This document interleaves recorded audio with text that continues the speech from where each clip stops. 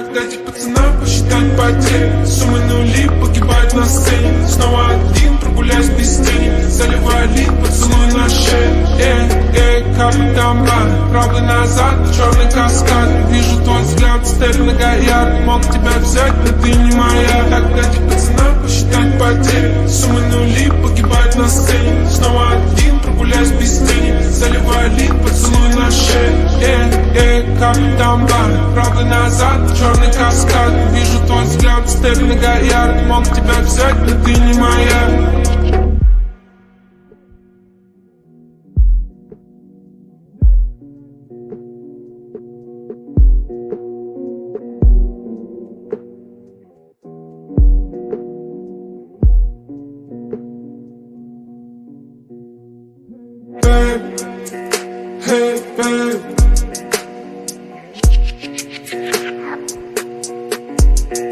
Эти понты покупались во рту, твои мозги затупились к утру.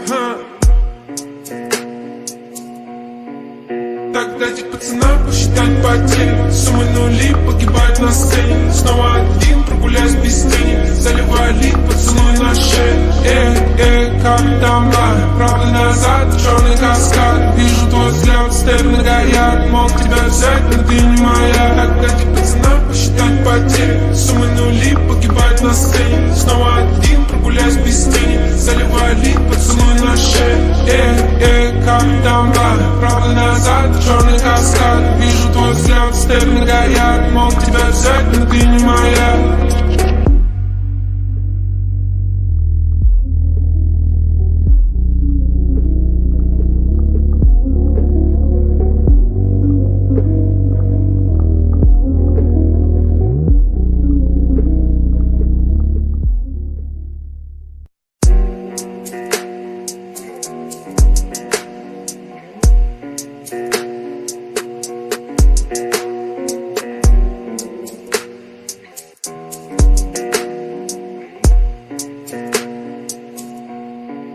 Так дайте пацанам посчитать потери. Суммы нули погибают на сцене. Снова один, прогуляюсь без тени. Заливаю лид, поцелуй на шее.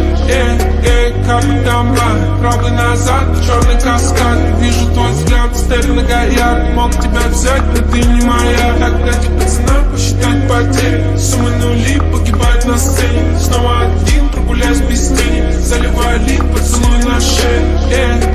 Капли тамбана, правда назад, черный каскад. Вижу твой взгляд, стель многоярд. Мог тебя взять, но ты не моя.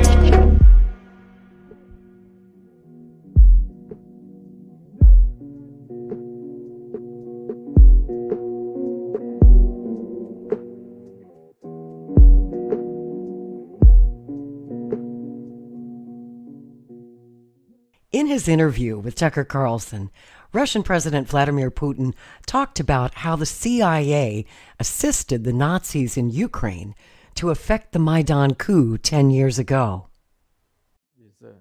A coup d'etat was committed, although I shall not delve into details now, as I find doing it inappropriate, the US told us. Calm Yanukovych down, and we will calm the opposition. Let the situation unfold in the scenario of a political settlement. We said, all right, agreed, let's do it this way. As the Americans requested, Yanukovych did use neither the armed forces nor the police, yet the armed opposition committed a coup in Kiev. What is that supposed to mean? Who do you think you are? I wanted to ask the then US leadership. With the backing of whom? With the backing of CIA, of course. The organization you wanted to join back in the day, as I understand. We should thank God they didn't let you in. Although, it is a serious organization. I understand. My former vis-a-vis in the sense that I served in the first main directorate, Soviet Union's intelligence service. They have always been our opponents. A job is a job. Technically, they did everything right. They achieved their goal of changing the government. However, from political standpoint, it was a colossal mistake.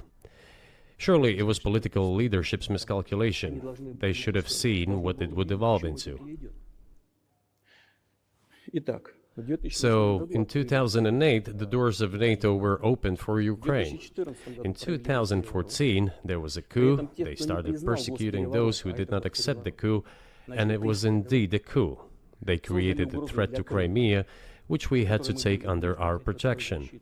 They launched the war in Donbass in 2014 with the use of aircraft and artillery against civilians. This is when it all started. There's a video of aircraft attacking Donetsk from above. They launched a large-scale military operation, then another one. When they failed, they started to prepare the next one. All this against the background of military development of this territory and opening of NATO's doors. How could we not express concern over what was happening? From our side, this would have been a culpable negligence. That's what it would have been. It's just that the US political leadership pushed us to the line we could not cross, because doing so could have ruined Russia itself. But the CIA's relationship with Ukrainian nationalists dates back much further. It began almost at the very end of World War II, at the beginning of the CIA's founding in 1947. In this video, we'll walk you through the CIA's Project Aerodynamic, one of their early collaborations with the Banderites in Ukraine. The collaboration between former top Nazis in Ukraine and the CIA after World War II was kept secret for 60 years. Documents declassified in the early 2000s under the Nazi War Crimes Disclosure Act detail this CIA program.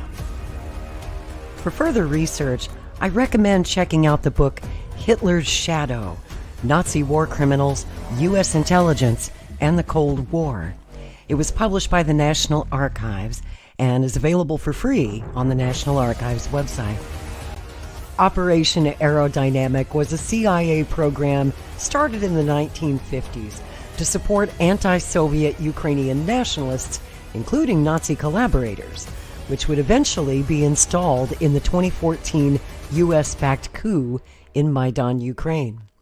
Even earlier was the Belladonna Project of 1946, which we will discuss in a future video. An official CIA document declassified in 2007 reads, quote, "The purpose of Project Aerodynamic is to provide for the exploitation and expansion of the anti-Soviet Ukrainian resistance movement for Cold War and Hot War purposes. Such groups as the Ukrainian Supreme Council of Liberation, the UHVR, its military adjunct, the Ukrainian Insurgent Army, or the UPA, the Organization of Ukrainian Nationalists, the OUN in the Ukraine and the OUNB, the foreign representation of the Supreme Council of Liberation in Western Europe and the United States, and other Ukrainian organizations such as the foreign sections of the Organization of Ukrainian Nationalists will be utilized." As part of this program, CIA Director Alan Dulles personally recruited top Ukrainian Nazis like Mola Leed. Despite his known Nazi war criminal past and a murder conviction in Poland, Mola Leed came to the United States under CIA cover. In 1952, the CIA Director Alan Dulles personally recruited Mola Leed, a top aide to Stefan Bandera, leader of the fascist OUNB, according to a 2010 study by the U.S. National Archives. Even before the war was over, the OSS were already recruiting top Nazis in Ukraine as spies. The CIA set him up in an office in New York City, from which he directed sabotage and propaganda operations on the agency's behalf inside Ukraine against the Soviet Union. The 2010 U.S. government study says, quote, CIA operations with these Ukrainians began in 1948 under the cryptonym Cartel, which was soon changed to Project Aerodynamic. Leed relocated to New York City, acquired permanent resident status, then full U.S. citizenship. It kept him safe from assassination, allowed him to speak to Ukrainian émigré groups, and permitted him to return to the United States after operational trips to Europe. Project Aerodynamic was a propaganda program designed to promote anti-Soviet sentiment in Ukraine, with the ultimate goal of regime change in the Soviet Union. The program had two goals: to encourage new and existing anti-Soviet, anti-communist Ukrainian nationalist sentiments, and to collect intelligence about, quote, Soviet Ukraine and the USSR as a whole to meet the United States needs. The group was led by Ukrainian immigrants, codenamed A.E. Cassowary. Chief propagandist Mola Leed had a cryptonym, a CIA codename, A.E. Cassowary II. From 1948 until 1955, the CIA and the Ukrainian nationalists conducted extensive joint foreign intelligence operations using the cryptonyms A.E. Acre and Cartel, and the political and psychological warfare operation Project Aerodynamic. Propaganda leaflets and materials were smuggled into Ukraine or dropped by balloons. The CIA infiltrated agents into Ukraine, often by parachute, but most were killed or captured on sight by the Soviet forces. A CIA approval request dated April 30th, 1953, listed the following reasons for creating a new radio station. Quote, "There are no clandestine psychological warfare assets presently available through which we can reach the audience in these strategic areas. The people in these areas will be receptive targets for black broadcasts. Anti-Soviet nationalism is a potent force in both regions of Ukraine and can be exploited. It was precisely in these areas that anti-Soviet resistance forces arose during World War II, in other words, the Nazis in Ukraine." The document continues saying that the population here in Ukraine has suffered since the end of the war from the KGB MVD campaign to eradicate the remnants of these forces. Mass deportations have occurred in these areas since the war's end and have added to the hatred of the Soviet regime. The scripts and tapes of these radio broadcasts were recorded in New York City, prepared by Mola Leed and the CIA covert operation that he ran called Prologue Research and Publishing Association, a CIA front. The tapes of these radio broadcasts were then flown to Athens for reproduction and broadcast in the Ukraine. Mola Leed, president of Prologue and CIA's principal agent, sent a Ukrainian broadcasting policy paper in December of 1954 that for the first time mentioned the name Nova Ukraina, meaning New Ukraine, for the proposed radio station. Researcher John Loftus was the Nazi hunter who found Mola Leed living in New York and was trying to prosecute him in the 1980s and 90s, but was stonewalled at every turn by the CIA. In 1992, the New York Times published an expose of Mola Leed and his past as a Nazi war criminal. In a declassified CIA internal memo, we see how the agency would respond to that New York Times article. No comment. In the memo, the agency added, quote, "Questions regarding information to which Mr. John Loftus had privileged access to while employed by the Department of Justice are a subject on which we also have no comment." Although the memo was declassified under the Nazi War Crimes Disclosure Act in 2004, parts of it are still redacted. The United States Attorney General personally approved the immigration of Mola Leed. Arguably the highest-ranking Nazi war criminal ever to enter the United States, Leed was the head of the SB, the Ukrainian version of the Gestapo, and one of the top 20 war criminals wanted by the Soviet Union. In the updated author's foreword to his book, America's Nazi Secret, John Loftus wrote about how the New York Times knew all about Mola Leed and protected him. He wrote, quote, "In return for scoops, the Times washes the dirty laundry of the intelligence community. They all know how to scrub a story." He continues, "For example, in the 1980s, the New York Times ran several skeptical articles about a New Yorker named Mola Leed being a suspected Nazi. Despite my urging, the New York Times would dig no further. A pity, because there was a lot they could have dug up. Leed had been the head of the Ukrainian version of the Gestapo, whose thugs murdered Simon Wiesenthal's mother, along with tens of thousands of Poles, Jews, and other Ukrainian citizens." Loftus writes, "I also briefed Sullivan and his buddy Alan Ryan on the Justice Department's embarrassing connections to the Leed case, in addition to finding Leed's intelligence visa personally signed by the Attorney General behind President Truman's back. I had also found a 1950s intelligence letter asking the Eisenhower Justice Department to admit Leed's entire family." Documents reveal that the Justice Department knew all about Mola Leed too, and had no interest in prosecuting him. Instead of banning Nazi immigrations, the Department of Justice said that the law legalized the immigration of former Nazis as long as they did not try to establish a Fourth Reich in America.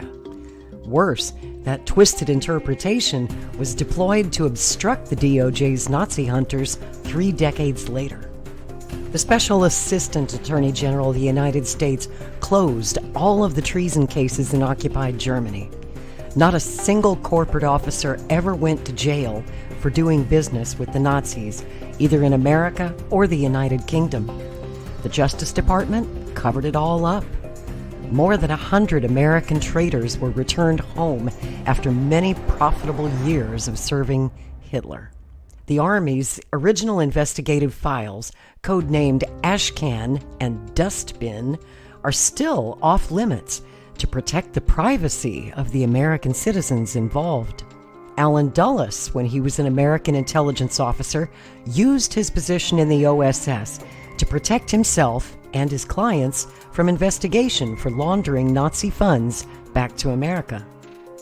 After President Franklin Roosevelt died in 1945, all efforts to prosecute Nazi war criminals and war profiteers practically ceased in the United States.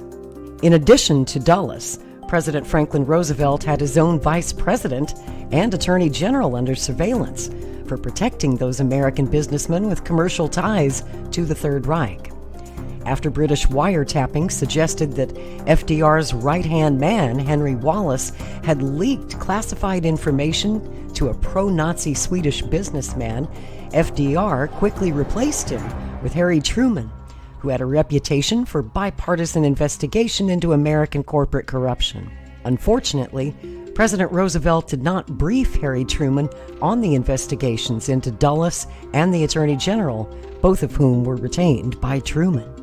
There was a time, not all that long ago, when even CNN told the truth about the CIA's use of Ukrainian Nazi war criminals like Mola Leed, such as this article from 2021. But then the Ukraine-Russian war started 2 years ago this month, and the mainstream media suddenly developed amnesia about the Nazis in Ukraine. In 1985, the Justice Department pawned Mola Leed, this Ukrainian mass murderer, off to Congress as an innocent leader of the anti-Nazi resistance. Almost everything the Justice Department has ever told Congress about Nazis in America has been a conscious and deliberate lie. John Loftus wrote in his book, America's Nazi Secrets, quote, "The hunt for Nazi war criminals has been a mere public relations effort to placate Jews and World War II veterans." And sadly, he turned out to be right. When John Loftus published his first book exposing the CIA's dirty work with Nazis in Ukraine, such as Mola Leed, a CIA-funded propaganda newspaper called the Ukrainian Weekly published a forceful denial of his charges in their November 28, 1982 edition. They were lying, of course. In that same issue of Ukrainian Weekly, we see CIA propagandist Mola Leed himself as a featured speaker at a conference dedicated to rewriting the history of the Ukrainian insurgent army's Nazi collaboration in World War II. Mola Leed is pictured here, second from the left. During World War II, Mola Leed did leaflet propaganda campaigns encouraging the extermination of Jews in Ukraine. That is, when he wasn't busy killing Jews, Poles, and Russians himself. How evil was Mola Leed? His own writings from April 1941 tell the tale. He wrote, "I fully appreciate the undeniably harmful and hostile role of the Jews, who are helping Moscow to enslave Ukraine. I therefore support the destruction of the Jews and the expedience of bringing German methods of exterminating Jewry to Ukraine." He wrote, "Regarding the Jews, we will adopt any methods that lead to their destruction." Indeed, the pogroms in East Galicia in the war's early days killed perhaps 12,000 Jews. Historian Yehuda Bauer writes that the Banderites, quote, "killed all the Jews they could find, surely many thousands in all." Moshe Maltz, a Jew living in hiding in Sokol, heard from a friendly Polish contact, quote, "about 40 Jews who were hiding out in the woods near his home. The Bandera gangs came and murdered them all." When the Soviets reconquered East Galicia in November 1944, there were few Jews there still left alive. But Maltz recorded that, quote, "when the Bandera gangs seize a Jew, they consider it a prize catch. The ordinary Ukrainians feel the same way. They all want to participate in the heroic act of killing a Jew. They literally slash Jews to pieces with their machetes." Maltz recorded that, quote, "Bandera men are not discriminating about who they kill. They are gunning down the populations of entire villages. Since there are hardly any Jews left to kill, the Bandera gangs have turned on the Poles." The personal papers of Mola Leed were consulted for this video based on a 2022 paper published by the University of Vermont about the Ukrainian nationalist movement, their Nazi collaboration in World War II, and later their collaboration with U.S. and British intelligence. Project Aerodynamic was terminated by the CIA in 1960, but still continues in some form or fashion to the present day in Ukraine under classified new cryptonyms and projects. The CIA coordinated their Cold War efforts in Ukraine with British MI6. Today, it's a coalition of NATO spies, contractors, and mercenaries on the ground in order to keep U.S. troops officially out of the war. For more information on the CIA's long collaboration with Nazis in Ukraine, please see my playlist, The Cold War. I'm Laurie Spencer. Thanks for watching.